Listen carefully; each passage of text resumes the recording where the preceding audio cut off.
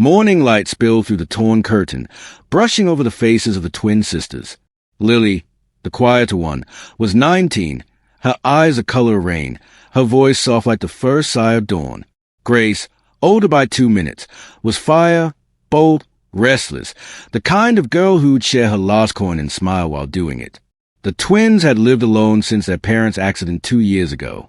Their world revolved around part-time jobs, unpaid bills, and a small dream, to save enough for their late mother's bakery recipe book, now locked away by debt collectors. That morning, Grace found an old grocery voucher in her coat pocket. "We can finally eat something real tonight," she said, forcing cheer. Lily smiled weakly, tying her hair into a messy bun.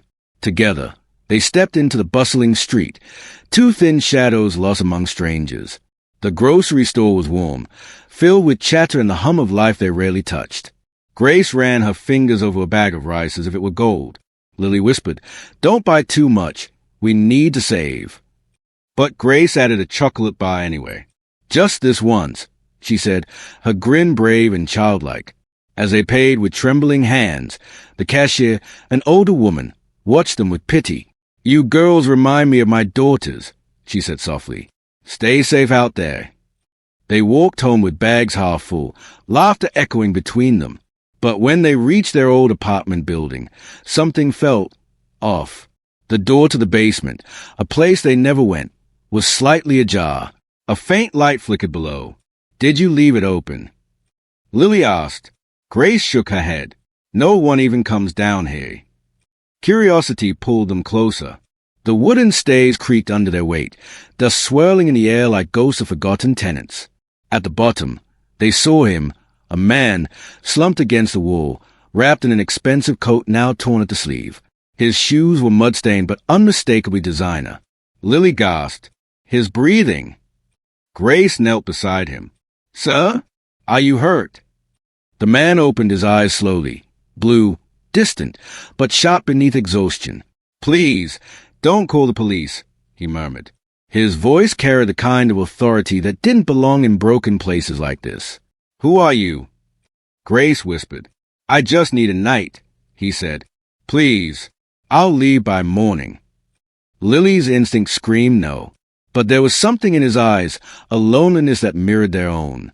"Grace," Lily said, hesitant, "we don't even have enough for us." Grace cut her off gently. "He's human. That's enough." They brought him upstairs, offered him water, and shared half of their dinner. He ate slowly, watching them like someone studying a life he'd forgotten. "Why are you here?" Lily finally asked. He hesitated. "Let's just say, I needed to disappear." The room grew quiet. Grace didn't press further. She simply said, "Everyone deserves a second chance." That night, while he slept on their couch, the sisters whispered beneath their blanket, "What if it's dangerous?" Lily murmured. Grace stared at the ceiling. "What if it's just lust?" Neither could sleep, not out of fear, but curiosity.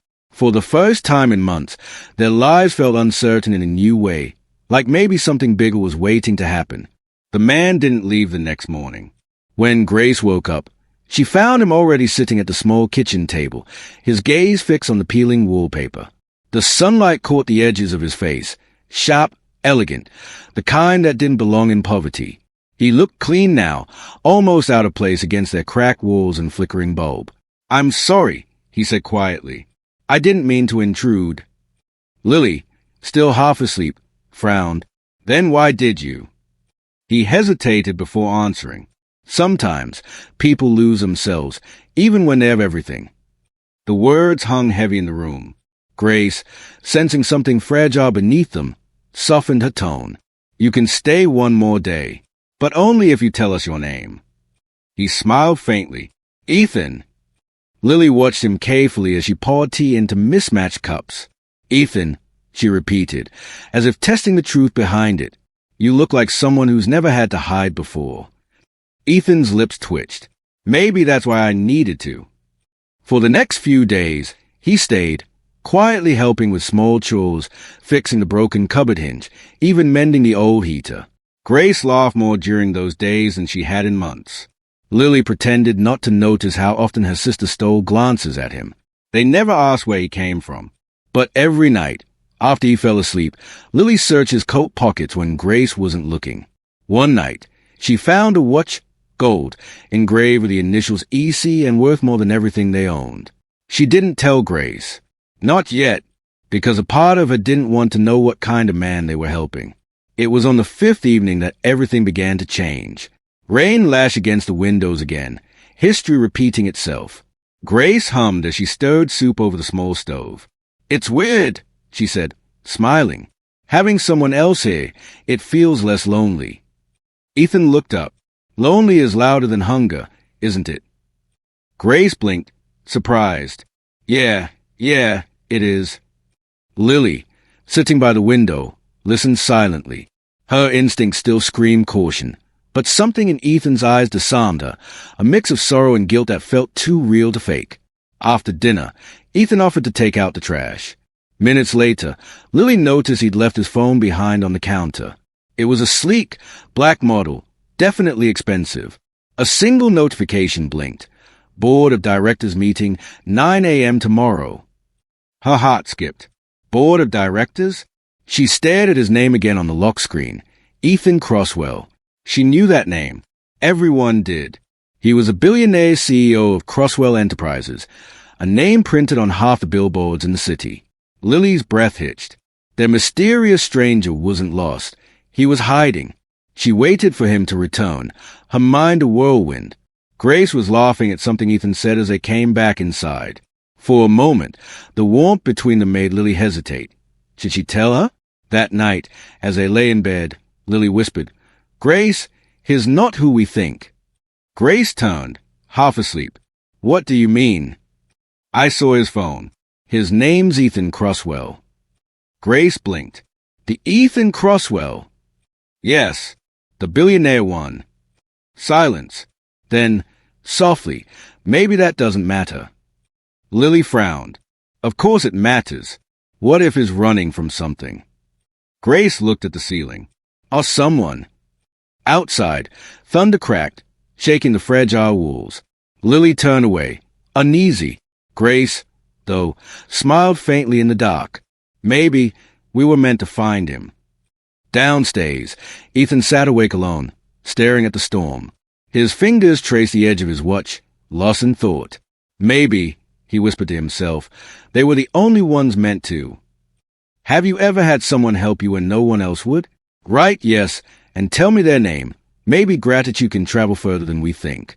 Days passed, and the air between them thickened with unspoken truths. Ethan never mentioned his past, and the sisters never asked again. But Lily couldn't unsee what she knew. Every time he smiled, she saw a mask. Every time he helped, she saw guilt hidden in his eyes. One afternoon, Grace returned from her shift at the diner, drenched in rain and frustration. Her boss had cut her hours again. She threw her apron on the chair and sighed, "Sometimes I feel like life's just waiting for us to give up." Ethan, seated near the window, looked up, "Then don't give it what it wants." His tone was firm, almost fatherly. Grace gave a weak smile. "Easy for someone like you to say." "You'd be surprised," he murmured. Later that evening, he slipped an envelope onto their table. Inside were a few crisp bills, enough to cover rent for 2 months. Grace's eyes widened. "Ethan, we can't." "Consider it a loan," he interrupted. "You've given me shelter. Let me return a little of that kindness."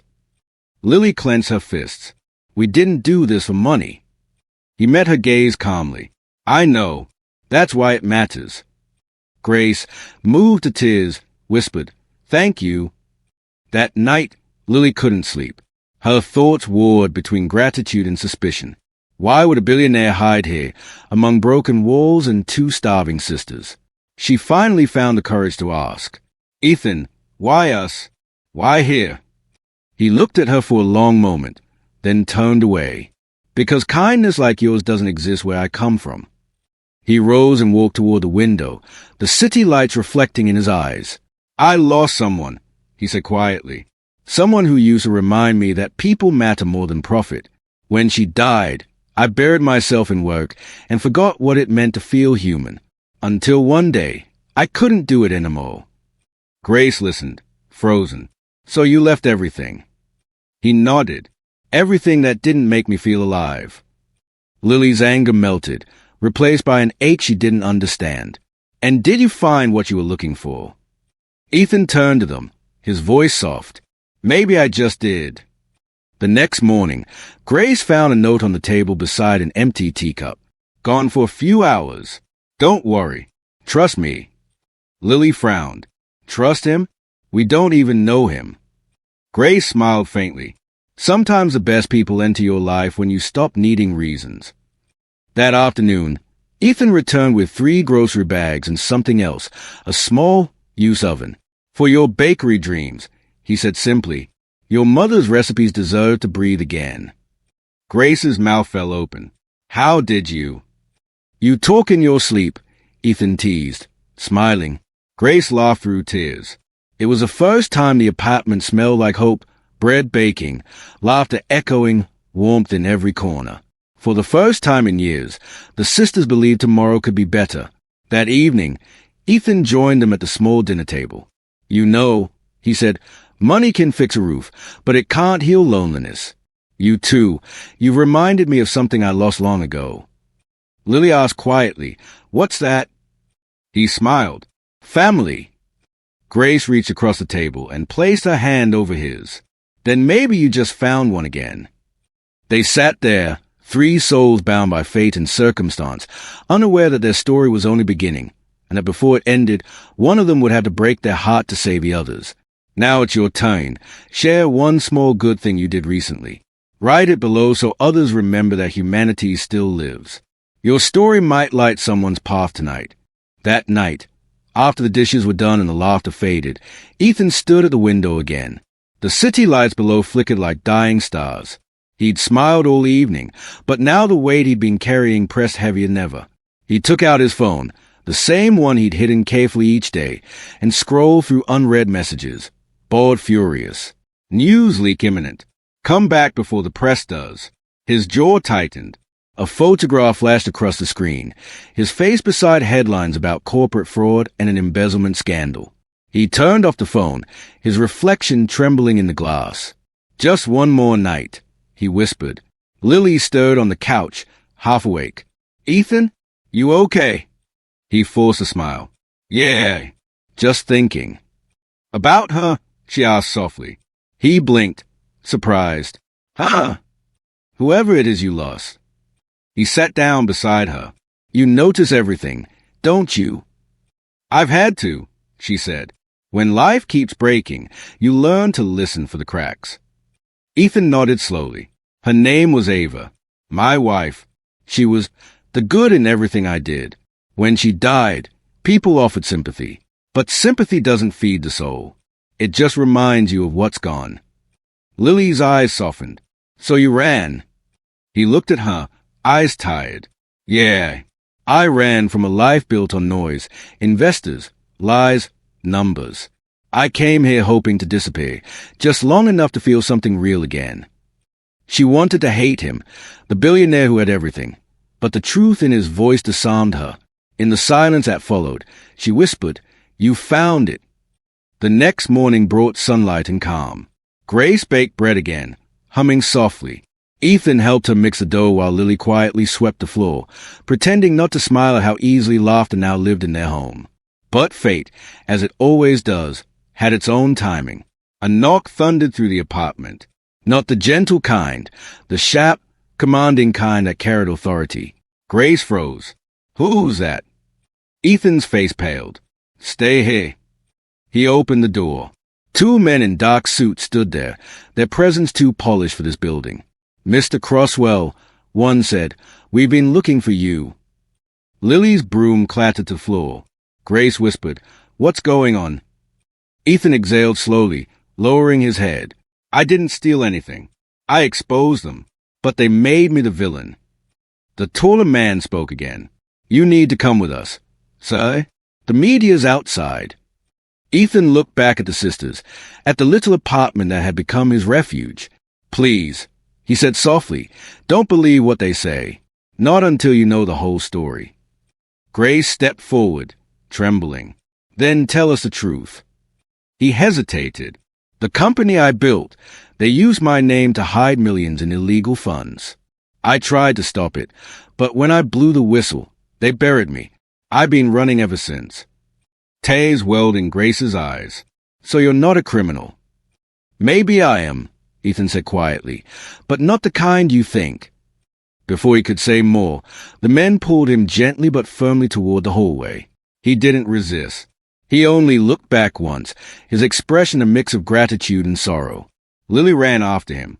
"Wait!" she cried, handing him the small loaf of bread they baked together. "You'll need this more than we do." He took it, his voice breaking. "You've already given me more than anyone ever has."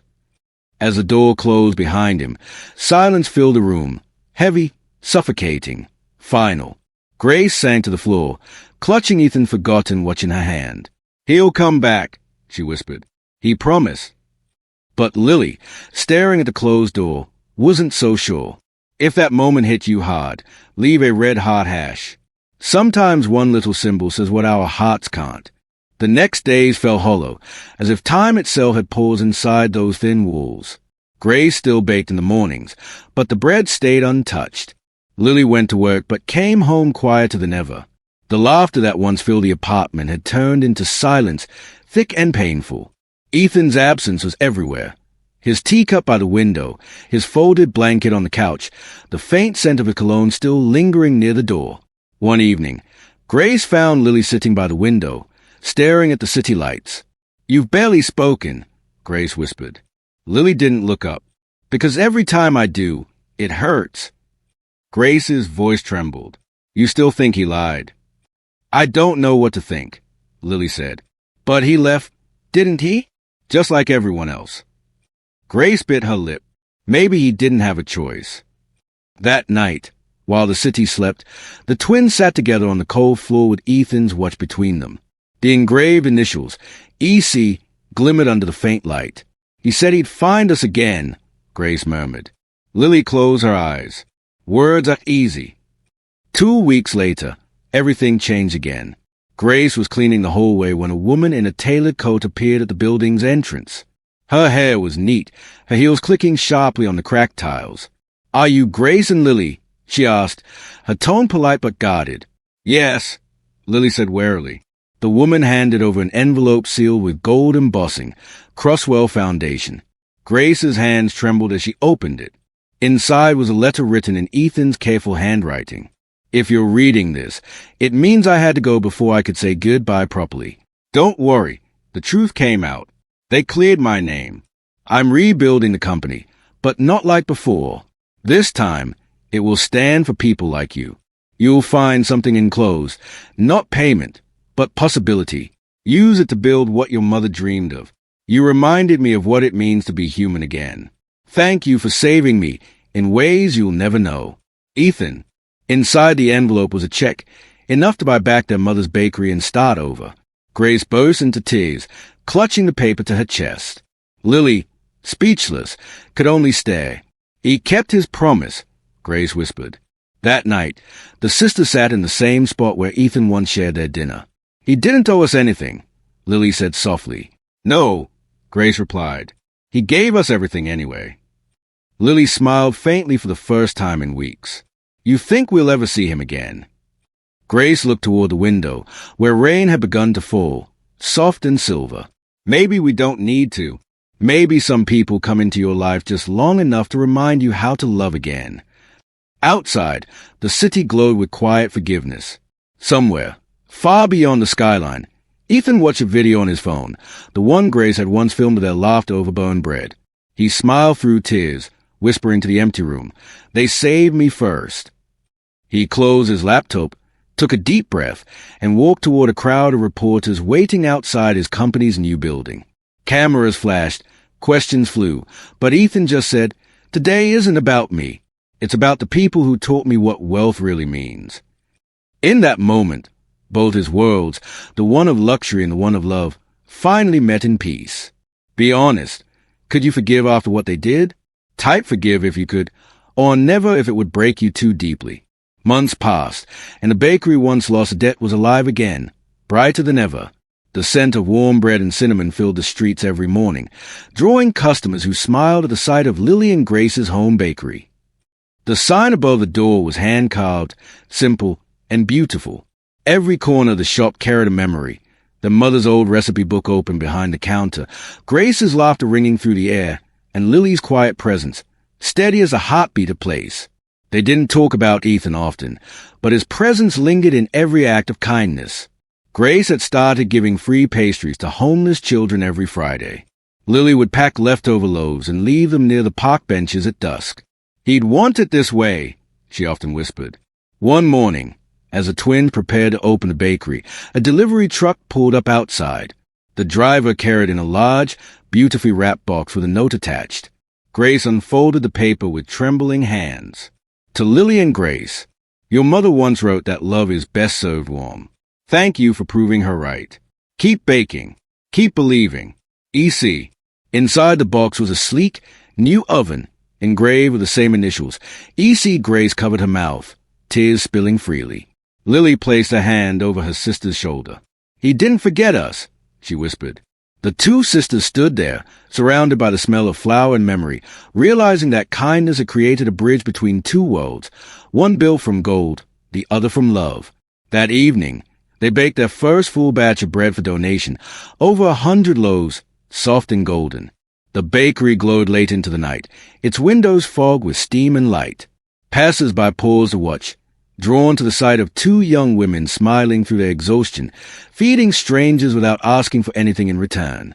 A small boy tugged on Grace's apron and asked, "Miss, why do you give these for free?" Grace knelt down, her eyes warm. "Because once, someone fed us when we were hungry, and we never forgot." The boy grinned, clutching the bread to his chest before running off into the rain. Lily watched from the doorway, a quiet peace spreading through her heart. "You think he'll ever come back?" Grace smiled. "He already did, through every person we help." The next morning, a newspaper arrived on their doorstep. On the front page, a headline read, "Ethan Crosswell donates fortune to create homes for the poor. Kindness built my empire," he says. Grace held the paper close, tears glimmering in her eyes. "He really changed," she whispered. Lily nodded softly. "No, he remembered who he was." They hung the article beside the counter, not as proof of fame, but as a reminder that even in broken places, miracles can take root. That night, after closing, Lily wrote a small note and tucked it into the pocket of her apron, the same one she wore the night Ethan first entered their lives. "If he ever walks in again, I'll tell him thank you, not for the money, but for teaching us that hope doesn't need to be rich to be real." As the sisters turned off the lights, the faint glow of the oven lingered, a silent symbol of all that had been healed. Winter crept back into the city, coating every rooftop with frost. The bakery's windows glowed warmly against the gray streets, a tiny pocket of comfort in the cold. Business had grown. People from faraway neighborhoods now came just to taste the bread that carried a story. Grace and Lily worked side by side, their rhythm like a song they'd known all their lives. One evening, as snow began to fall, a quiet figure appeared at the bakery door. The bell above it chimed softly. Lily looked up first, her breath catching. The man standing there looked different, older, thinner, his once polished hair streaked with silver, but those eyes, they hadn't changed. "Ethan," she whispered. Grace dropped the tray she was holding. "You came back." He smiled faintly, snow melting into his coat. "Told you I would." They hurried to him, ushering him inside, wrapping him in warmth before questions could even form. He looked around, taking in every detail, the walls painted cream, the soft lights, the photographs of smiling customers pinned near the counter. "You did it," he said, awe in his voice. "You built the dream." Grace nodded, tears already pooling. "Because you believed we could." They sat him down, served him a slice of their best bread, and for a moment it was as if nothing had changed. But Ethan's eyes carried stories they didn't yet know. "I wanted to come sooner," he began, his voice quieter than the hum of the oven. "But after the foundation started, I had to travel, to the shelters, the schools, the homes we built. I needed to see them, to remember why we started." Lily leaned forward. "You didn't have to explain." "Yes, I did," he said softly. Because every step I took out there, it led me back here. The words fell between them like a confession. He took something from his coat pocket, an old photograph, faded at the edges. It showed a small bakery, years ago, with a young woman smiling in front of it. Your mother, he said. I used to buy bread from her every Sunday. Grace gasped. You knew her? She never remembered my name, Ethan said with a nostalgic smile. But she remembered my favorite loaf. When I lost my wife, I came to that bakery one last time, hoping her bread would make things feel normal again. She told me, kindness is a flavor. Son, don't lose it. Tears rolled silently down Grace's cheeks. And you didn't. Not after meeting you two, he replied. You reminded me of her, of everything I forgot. The sisters sat in stunned silence, the realization washing over them like warm light in winter. All this time, their lives had been intertwined long before fate brought him to their basement. Ethan stood, walking to the counter, tracing his fingers over the newspaper article framed on the wall. You gave me a second chance, he said. Now it's yours. There's a new space across town, bigger, brighter. It's yours if you want it. No cost, no contract. Just promise me one thing. Grace blinked through her tears. What? Never stop feeding people who need to be reminded that love still exists. They nodded, speechless. Outside, snow kept falling, coating the street in white silence. Ethan turned toward the door, his figure glowing in the golden light of the bakery. Goodbyes are never forever, he said softly. Just pauses between chapters. Grace ran after him, pressing a loaf of bread into his hands, their newest recipe. For the road, she said. He smiled, the kind that carries both endings and beginnings. For the heart, he corrected gently. And then, just like before, he was gone into the night. If this story moved you, don't scroll past quietly. Tap like, not for me, but for the soul who carried this pain and still stayed kind. One click can be your way of saying, I felt you. Spring arrived quietly, washing the city clean of winter's sorrow. The bakery's front door now wore a small bell that chimed like laughter every time someone entered. The shelves were full, the walls bright, but what made the place truly alive were the stories whispered between every loaf, every smile. Grace leaned against the counter, wiping flour from her face, watching the morning sunlight pour through the window. Do you ever think about him? She asked softly.